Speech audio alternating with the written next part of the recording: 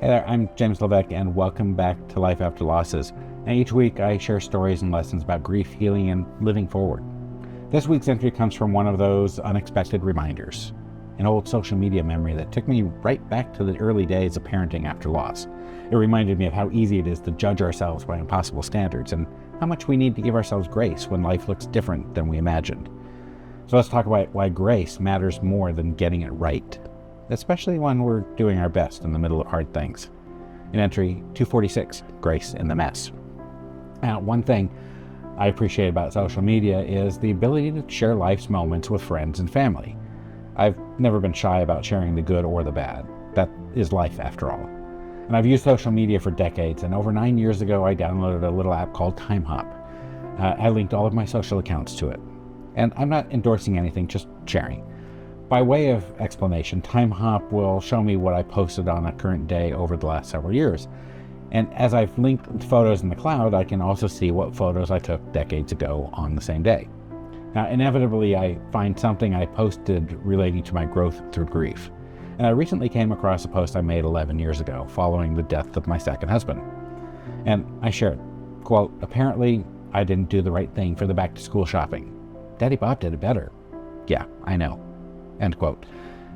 At the time, it stung, and honestly, it still does a little bit. But here I was, suddenly a single parent, widowed for 7 months, trying to ensure my kids had what they needed to go back to school, and I couldn't even do that right. I mean, how hard is it to buy notebooks, pencils, protractors, and all the other things 5th and 6th grader needs?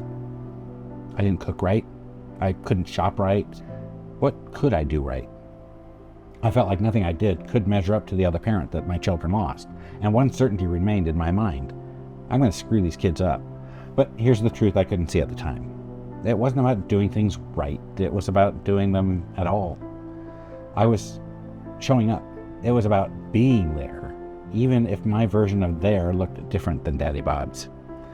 And grief has a way of distorting the mirror. Every flaw looks magnified. Every mistake feels permanent. Every comparison tilts against you, and when you're already carrying the weight of loss, it doesn't take much for a single comment, especially from your kids, to feel like proof that you're failing. Now, looking back, I can see how unfair I was being to myself. I was measuring my present by someone else's past, forgetting that I was building something different, but still valid. And what I've learned since then is this: grace matters. Grace for our kids who are grieving in their own way, and certainly grace for ourselves. We're fumbling forward in uncharted territory. We don't have to do things exactly like the person we lost. We don't even have to do things perfectly. We just have to keep doing them in our own imperfect human way. And sometimes good enough really is enough. The notebooks may not have been the exact brand they wanted. The meals may not have tasted the same. The shopping trips may not have had the same rhythm, especially since shopping is not one of my favorite pastimes. But the truth is, those things didn't matter nearly as much as the fact that I was still standing there, still trying, still loving them through the mess of it all. Wondering how to practice grace in real life? Giving yourself grace is simply recognizing that perfection was never the goal. Presence was, consistency was, love was. But if you need something practical, here's a few ways I found to help. Pause before spiraling. When the shame thoughts start to the "I can't do anything right" thoughts, stop and remind yourself, I'm learning. Redefine good enough. Did they get fed? Did they have supplies? Did I show up? Then yes, you did enough. Create new traditions. It doesn't have to look the way your partner did it. You can create rituals that feel right for you and your family. Seek support, whether it's a trusted friend, another grieving parent, or a support group. Let someone else remind you you're not alone. Notice the long game. Kids don't remember every notebook brand or every dinner menu. They remember how they felt loved, safe, and cared for. The goal isn't to erase mistakes or to replicate someone else's way of doing things.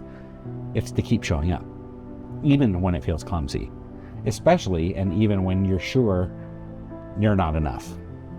And you know what? That was enough. Oh, and the kids? Yeah, I didn't screw them up, actually. For the most part, they're well-adjusted adults now, at least as adjusted as their peers. So what's one area of your life where you need to give yourself a little more grace? I'd love to hear in the comments. Thanks for watching.